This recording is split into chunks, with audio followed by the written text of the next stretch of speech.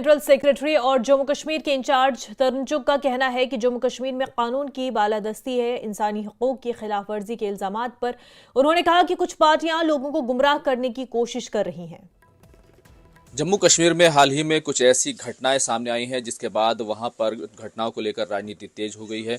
एक तरफ पीडीपी और नेशनल कॉन्फ्रेंस वो भारतीय जनता पार्टी पर आरोप लगा रहे हैं कि जम्मू कश्मीर में ह्यूमन राइट्स का वायलेशन हो रहा है। मेरे साथ ज़्यादा बातचीत के लिए हैं तरुण चुग जी।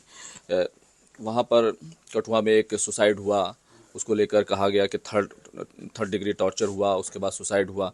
इस मामले में जांच तो हो रही है, लेकिन पीडीपी का कहना है कि एसएचओ को सस्पेंड किया जाए। कुछ पार्टियां और कुछ पार्टियों के नेता अपनी पार्टी के अंदर, जनता के अंदर गिरी हुई अपनी साख को बचाने के लिए झूठे व भ्रम पैदा करने वाले बयान दे रहे हैं। मामला बिल्कुल स्पष्ट है और कानून व्यवस्था कंट्रोल में है। सरकार अपना काम पूरा कर रही है। एक पूर्व आर्मी के जो सैनिक थे उन पर हमला हुआ था, उस मामले में 500 लोगों को गिरफ्तार किया गया। एक वसीम नाम का ड्राइवर है, उस पर उसकी जो गाड़ी थी उस 23 किलोमीटर तक आर्मी ने पीछा किया, फिर वो मारा गया।